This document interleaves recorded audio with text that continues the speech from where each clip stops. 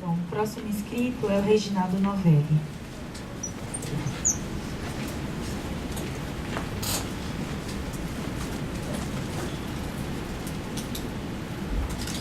Oi, boa tarde.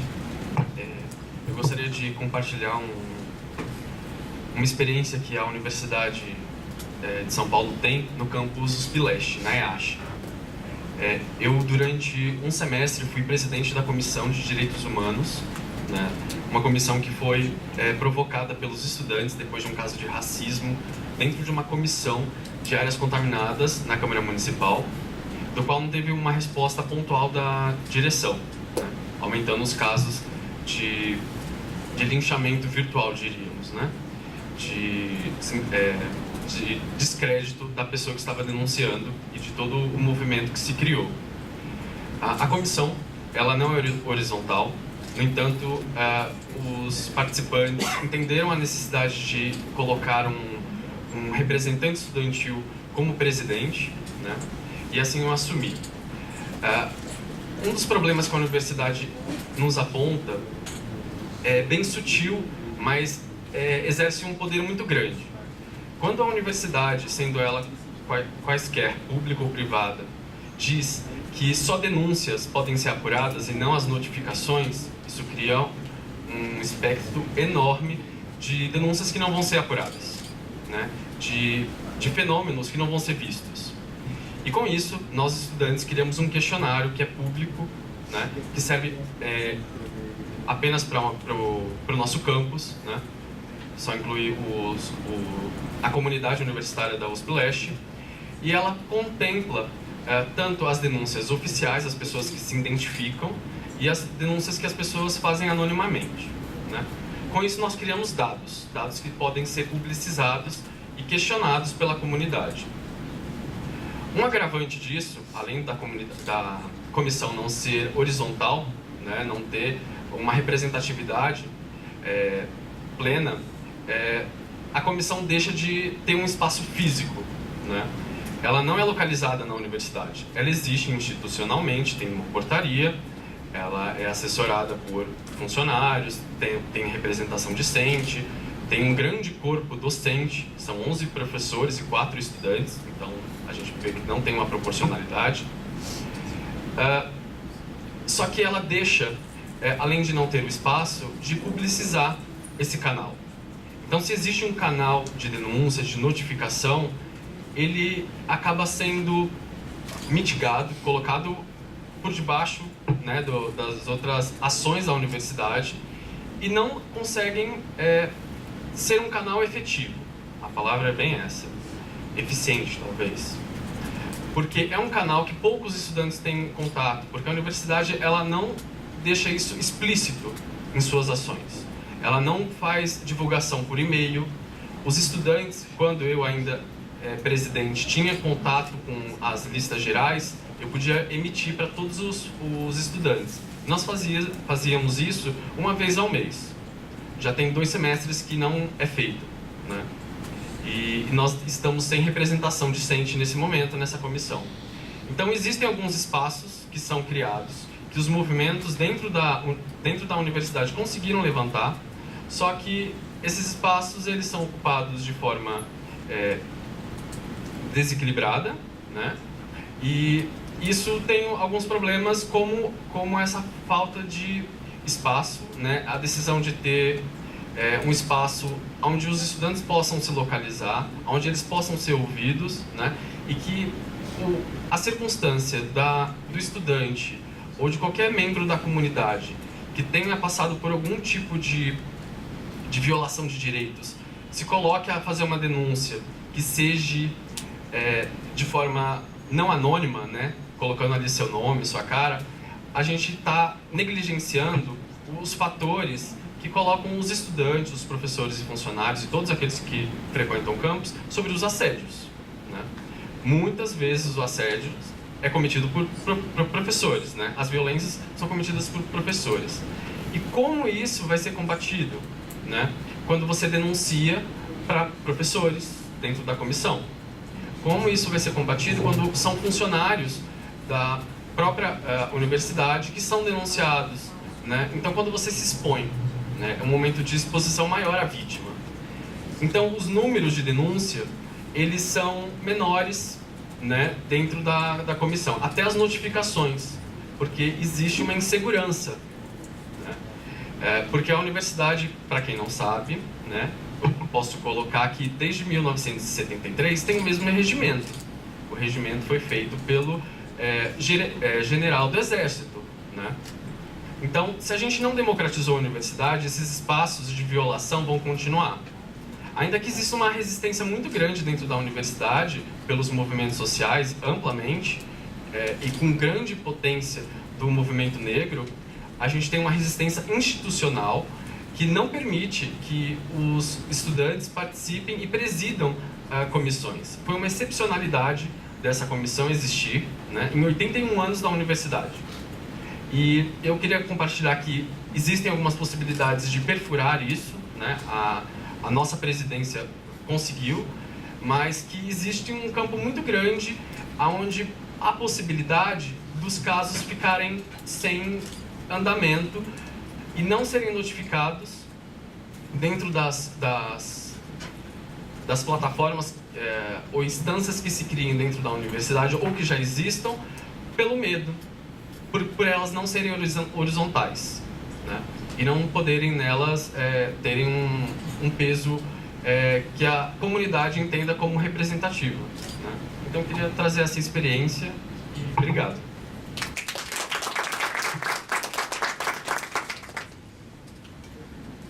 O próximo inscrito é José Francisco.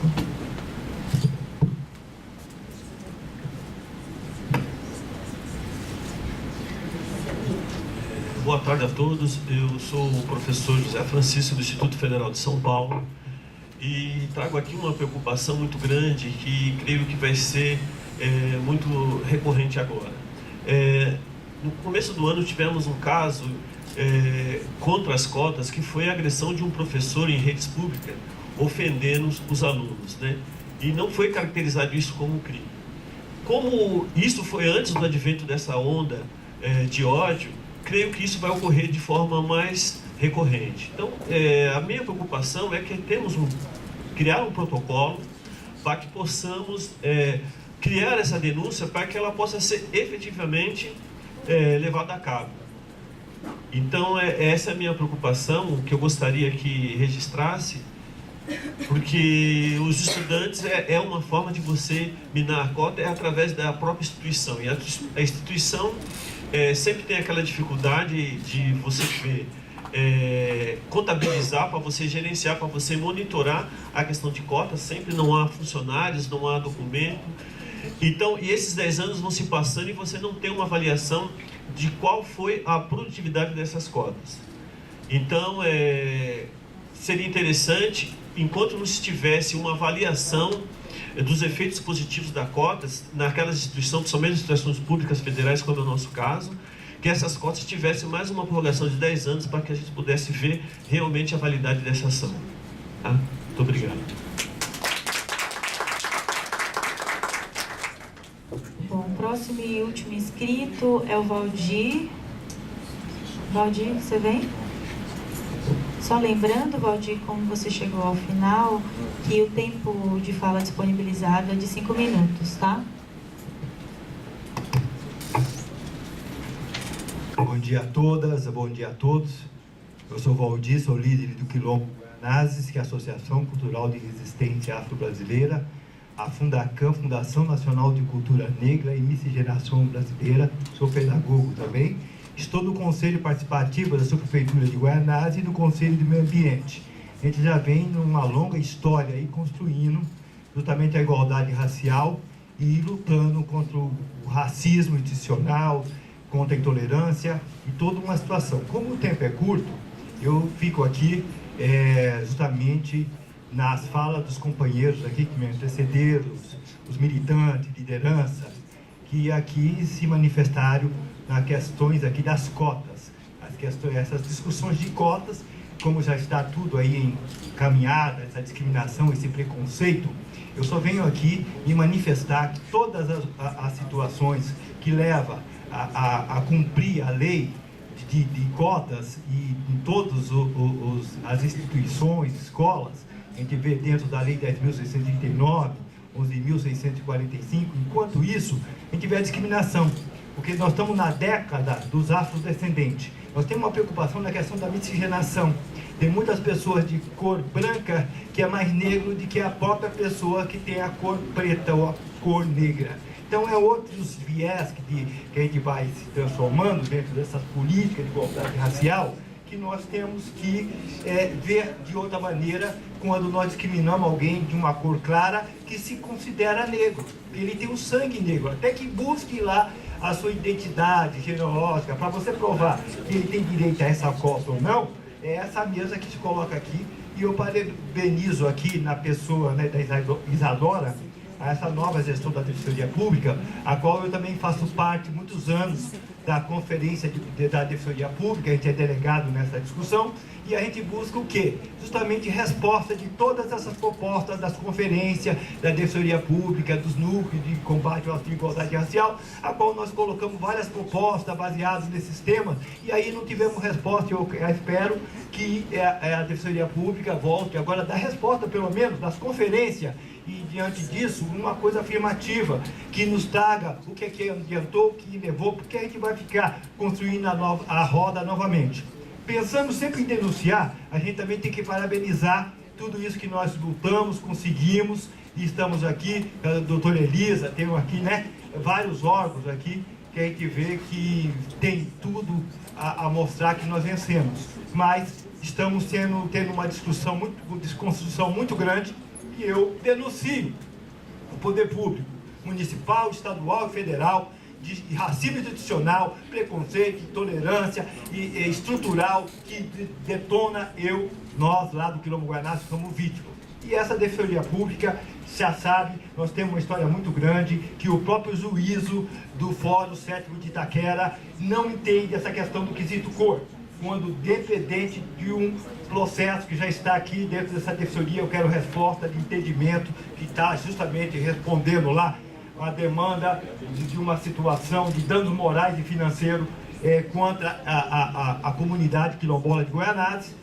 Eu adoro entendimento disso, eu quero resposta dessa questão, que o juiz de instância ali não entende essa questão de quesito cor, quando ele julga uma questão de racismo institucional, ou dentro de um racismo preconceito, de uma questão de que se tem o negro do lado, o outro negro e o outro são tudo negros, então não há problema nenhum, e dane-se e arquive essa decisão. Não, peraí, tem negro racista sim, e tem capitão de mato, de monte aqui, e denuncia o Ministério Público do Estado de São Paulo, denuncia o governo do Estado de São Paulo pela perseguições raciais e políticas de danos causados de improbidade administrativa contra o Quilombo Guaianazes, Fundação Nacional de Cultura Negra, a qual a liderança aqui do Movimento Negro do Estado já sabe de todas as denúncias e não deram resposta para nós, a qual nós nos sentimos prejudicados e pedimos Defensoria Pública, defensor público aqui, pelo núcleo estadual, para nos defender, porque nós estamos minados da defesa justamente dentro dos processos que estão tudo arquivados, sem defesa. Então, essa manifestação e muito mais eu queria colocar aqui, e fico aqui como resposta do tema que é extenso aqui, me apresentando aqui a 10ª Marcha da Consciência Negra, que foi 20 de novembro, que nós tivemos aqui uma discussão, um documento enorme contra o racismo, o genocídio e por um projeto político de vida para o povo negro. Esse documento aqui, eu deixo até aqui, que tem as falas de nós de matriz africana, que naturalmente estamos perseguidos por uma violência muito grande. As religiões de matriz africana e seus seguidores, a cultura africana veio por nossos ancestrais fazer parte da cultura brasileira, e hoje nós estamos aí numa perseguição muito grande. A gente da roça de Candomblé, acabou com 7 festas de Ançã, vemos que derrubaram o nosso templo lá no sítio Paiolzinho, que é uma área que nós estamos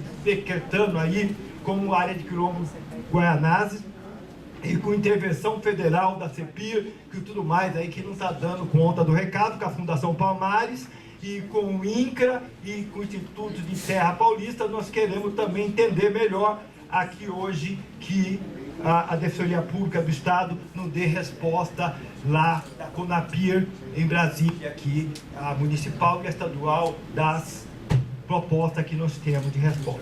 Por favor, poderia registrar tudo isso, porque a gente queremos resposta, porque nós estamos aqui para reconstruir o que é nosso. E isso é nosso, então nós temos direito e precisamos que isso aqui chegue a mais gente. Então isso aqui, justiça. E viva Zumbi, a Marcha da Consciência Negra na Avenida Paulista, no MASP, dia 20, estamos todos lá de novo e vamos combater o racismo e a intolerância, porque nós agora estamos num governo de mão branca, e é o seguinte, é nazista, é racista, é corrupto e quer nos devorar. E assim nós vamos resistir, vamos continuar, não vamos desistir, somos vítimas desse sistema capitalista e o quesito cor tem que existir. Queremos saber quem é negro e quem não é, e que mesmo com cor branca, se declarar negro, é negro, meu amigo. E aí vocês vão ter que fazer um estudo genealógico lá, histórico lá, mas não podemos discriminar quem quer uma cota, mesmo com cor clara, branco, que se declare quilombola ou se declare negro, ele tem que ser respeitado, companheiro. Porque nós temos sangue negro em todo que é lugar. Eu acho afrodescendente indígena. Amém. Obrigado. Menos os fraudulentos. Todos contemplados. História afroatlântica é uma nossa discussão. Obrigada, Valdir. A gente vai, para encerrar, a gente até já tinha encerrado as inscrições, mas vamos aqui abrir uma sessão para uma última fala da Maria José. Se puder, Maria José, observar os 5 minutos, porque aí ainda vou passar a fala para o Guilherme, que tentou sistematizar os principais pontos aqui da nossa discussão, e também para a Fabiana, para o fechamento também é breve. Então, Maria José, por favor. Eu agradeço pela oportunidade. Dizer que precisamos de mais diálogos, né, como esse, porque as demandas são enormes e uma confusão enorme, inclusive sobre pontos que já pensávamos terem sido superados. Então, a necessidade da sociedade, e não só dos ativistas, mas da sociedade em geral, da compreensão do que são essas políticas, do que é o racismo, que o racismo ele ocorre apenas como um instrumento do segmento do poder. Então, não existe o racismo entre a população negra, porque nós não temos o poder econômico. O racismo ele é institucional, ele é uma ferramenta do sistema econômico e da branquitude. Falar que o negro comete racismo contra negros é um equívoco histórico, é um equívoco epistemológico importante. Então, essas desconstruções elas precisam ser feitas a todo momento, porque ainda mais numa conjuntura como de acirramento do racismo, do machismo, enfim, de todas essas violências contra os direitos humanos. Eu gostaria de falar algumas coisas. Eu preciso falar um pouquinho sobre o que é o Inclusp na Universidade de São Paulo, que é um sistema de bonificação absolutamente inoperante e que durante décadas, mais de uma década, a universidade cometeu essa injustiça com a população negra brasileira ao implementar um sistema de cotas de cotas ditas sociais e não levar em consideração a questão racial, que é estrutural no Brasil.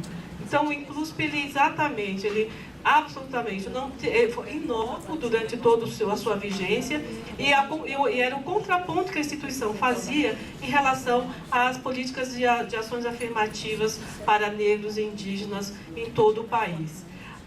Essas políticas elas não foram, de fato, monitoradas, a sociedade não teve acesso aos critérios e como ela se processou por mais de uma década na Universidade de São Paulo. E nós queremos, inclusive, colocar que as políticas de ações afirmativas elas precisam ser monitoradas pela sociedade, mas também pelas instituições, porque senão elas fadam ao fracasso, e isso ocorre como um insucesso e um atraso ainda maior num país como o Brasil, que é um país com uma das maiores desigualdades do mundo.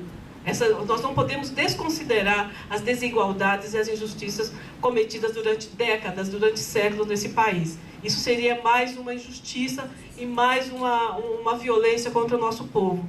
Por fim, eu gostaria de falar que no Inclusp você leva muito em conta o acesso e majoritariamente das instituições ditas de escolas públicas, mas é preciso dizer que quando nós estamos no cotidiano e nós verificamos que a origem desses alunos, nós vemos que eles são de ETECs, eles são provenientes de ETECs, eles são provenientes de institutos federais, de escolas militares e das escolas de aplicação das universidades públicas brasileiras. Nós ainda não temos um mecanismo real de fazer a inclusão dos nossos estudantes nas periferias. Então, por isso também essa política ela é inócua. Ela pode ter uma fachada de inclusão de escola pública, mas quando nós fazemos essa averiguação a miúdo, nós percebemos que isso, de fato,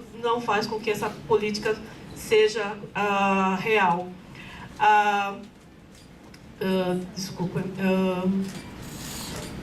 Enfim, por último, eu gostaria de falar, eu só tenho mais um minuto, e eu queria falar que a gente tem que pensar em políticas não de igualdade, mas de equidade, que é um conceito mais moderno, é um conceito necessário para você, dentro das diferenças, você colocar os sujeitos em pés de igualdade. Então, a equidade é uma necessidade importante e a gente tem que falar. A igualdade é entre os segmentos que têm as mesmas rendas, que têm as mesmas características. A equidade é uma política que nós buscamos a inclusão real de todos e de todas da sociedade. É tudo isso. Muito obrigada.